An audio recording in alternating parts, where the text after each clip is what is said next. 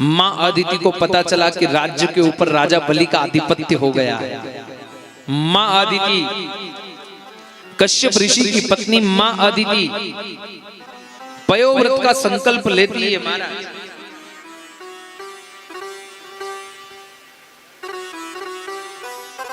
पयोव्रत का संकल्प लेती ही कृपा निदान। और जब पयोव्रत का संकल्प लिया कृपानाथ,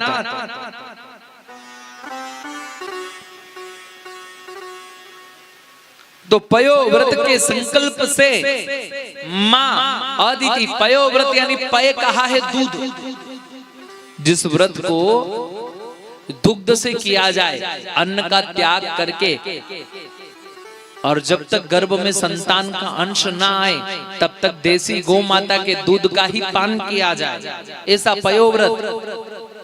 हाँ महाराज। और वास्तविकता जिनको संतान नहीं होती है ना, अगर वो पयोव्रत का संकल्प लेकर के निश्चित तौर पर गौ माता की सेवा, निश्चित तौर पर भगवत प्रसाद को ग्रहण करती है ना, निश्चित तौर पर बताए हुए, हमारे द्वारा बताए हुए अनुष्ठानिक विधि से बताए हुए हरिवंश पुराण का पाठ करती है ना, तो सत्य कहते हैं, श्रीमद् भागवत कहती कि उनको भी भगवान वामन जैसी संतान प्राप्त होती है। पयोव्रत का संकल्प, और जब पयोव्रत का संकल्प लिया तब द्वादश तिथि के दिन, शुक्ल पक्ष के दिन, मां अदिति के यहाँ पर भगवान वामन का प्राकट्य होता है। बोलिए वामन देव भगवान की जय हो। वामन देव भगवान का प्राकट्य होता है। और वामन देव भगवान का प्राकट्य हुआ, और महाराज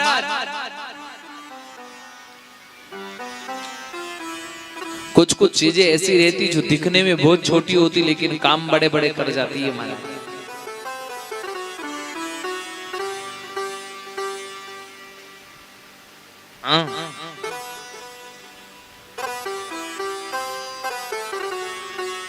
दिखने में सुई बहुत छोटी रहती है,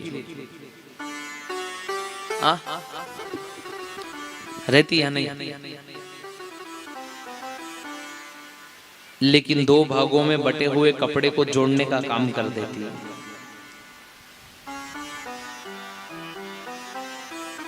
करती या नहीं बोलो?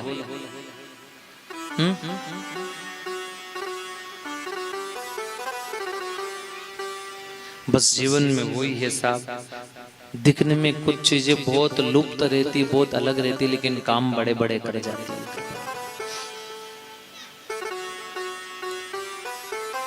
महाराज जीवन में कभी चींटी को भी कमजोर मत समझो। हाँ, हाथी भले ही बहुत बड़ा हो, और अगर कान में एक चींटी चली जाए ना,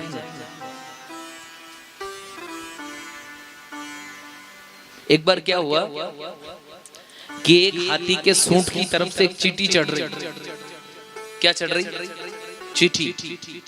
और हाथी के सूंड की तरफ से जब चींटी चढ़ रही ना, तो एक चींटी दौड़ी दौड़ी गई और पूंछ की तरफ से चढ़ने लगी।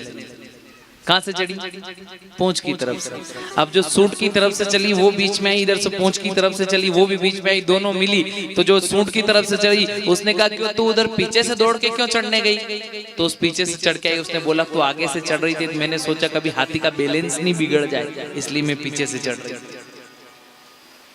अब क्या हाथी का बैलेंस बिगड़ सकता है क्या? लेकिन चींटी भी अपने आप को कमजोर नहीं समझती।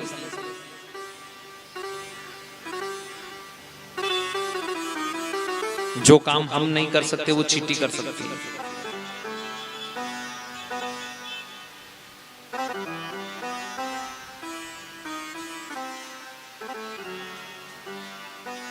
एक बार एक नगर के अंदर शर्त लगाई महाराज, 4 छज्जे का मकान, 4 मंजिल मकान, और 4 मंजिल मकान पर चढ़ने के लिए कोई नाल नहीं लगी महाराज, कोई सीढ़ियां नहीं बनी।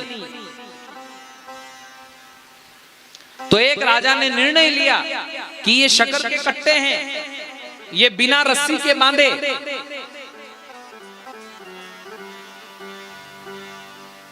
बिना किसी सीढ़ी का सहारा लिए और इस चौथी मंजिल की छत पे डालना है। नगर के लोग हार गए कि रस्सी भी नहीं बांधना, सीढ़ियां भी नहीं लगाना, फिर पहुंचाएं कैसे? उड़ के कैसे पहुंचाएं? पूरे नगर के लोग लग गए महाराज, पर संभव नहीं हो पाया कि कैसे पहुंचाएं, कैसे पहुंचाएं, नहीं संभव हो पाया। तब एक संत मिले और संत ने कहा क्या हुआ? तो ये शक्कर के कट्टे ऊपर पहुंचाने, सीढ़ी का भी प्रयोग नहीं करना, रस्सी का भी प्रयोग नहीं करना, और ये कट्टे ऊपर छत पे डालना है। उन्होंने कहा बस इतनी सी बात। तो क्या ये अभी डल जाए? तो क्या अभी कैसे डल जाए? तो क्या अभी रुको। संत महात्मा ने शक्कर के कट्टों को फाड़ा और फाड़ करके उस घर के चारों तरफ बिखेर दिया, चारों तरफ बिखेरा। शक्कर में चीटियां लगी, एक एक चीटी एक एक दाना लेकर के लाइन लगाई महाराज, सीधी छत के ऊपर, सारी शक्कर छत के ऊपर। विचार करना, जिस चीटी को हम कमजोर समझ रहे हैं वो चीटी बहुत बड़ा काम कर सकती है। जिन वामनदेव भगवान को कमजोर समझ रहे थे, राजा बलि के द्वार पर गए और मांगने लगे, तेरे द्वार खड़ा भगवान भगत भर दे रे। तेरे द्वार खड़ा भगवान भगत भर दे रे झोली, भगत भर दे रे झोली। तेरे द्वार खड़ा भगवान भगत भर दे रे झोली, भगत भर दे रे झोली। तेरा होगा एहसान कि तेरी जुग जुग रहेगी शान, भगत भर दे रे झोली, भगत भर दे रे झोली।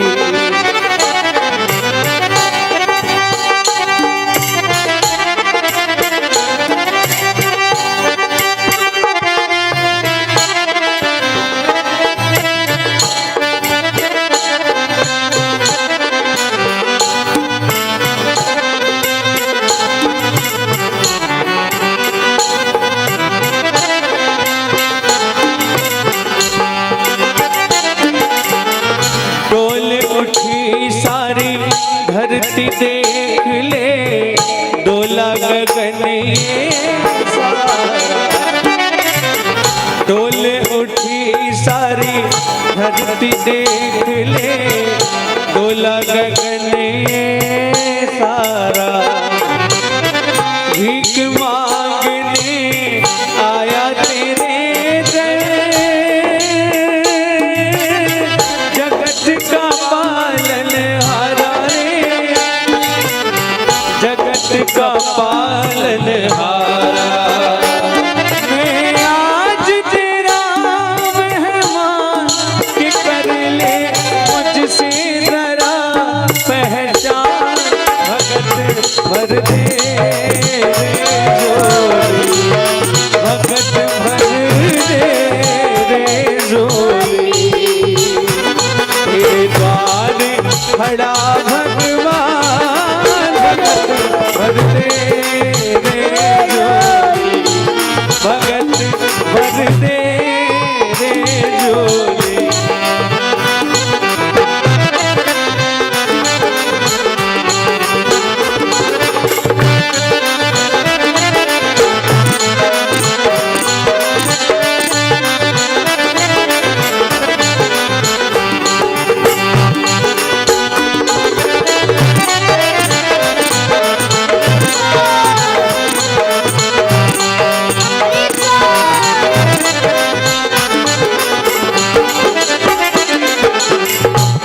लुटा दे सर्वस्व अपना, मान लो कहना मेरा।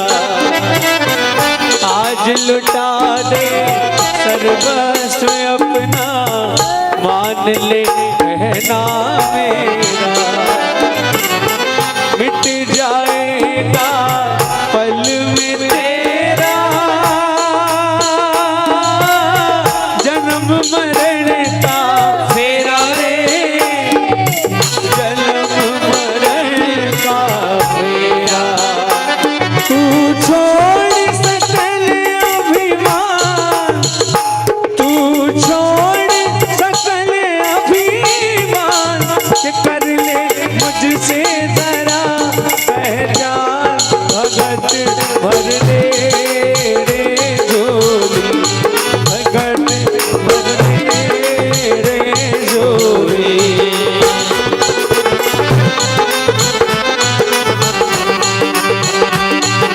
द्वार खड़ा भगवान भगत भर दे भगत भर दे भगत भर दे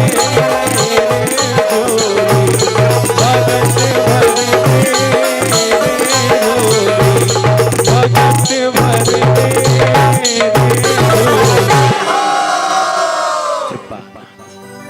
वो तीनों लोक का दाता आज मांगने गया और जब राजा बलि के यहाँ पर जाकर कहा अलग निरंजन भिक्षाम दे तेरे द्वार खड़ा भगवान भगत रे भर दे रे झोली, और वह तीनों लोक का दाता जब द्वार पर गया ना मांगने के लिए, तब राजा बलि पहुंचे, पूछने लगे क्या चाहिए। वामन देव भगवान कहने लगे 3 पग भूमि।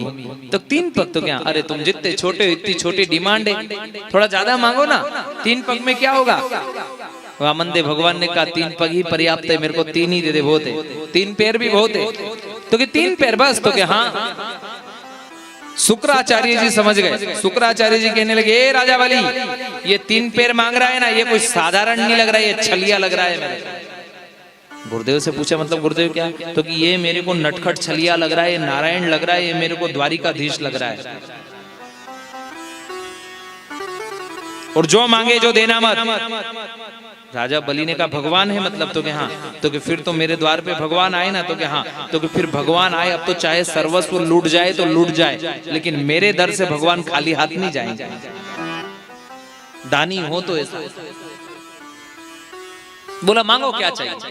3 पग भूमि तो यहाँ दी, तो कि दी नहीं, संकल्प करो।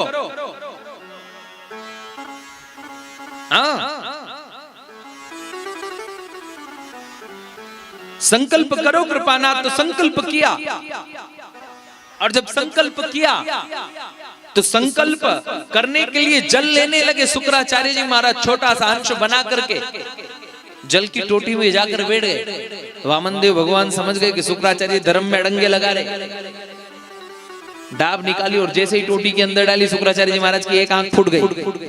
हाँ महाराज, शुक्राचार्य जी महाराज की एक आंख फूट गई। कृपानाथ, हाँ कृपानाथ, कृपानाथ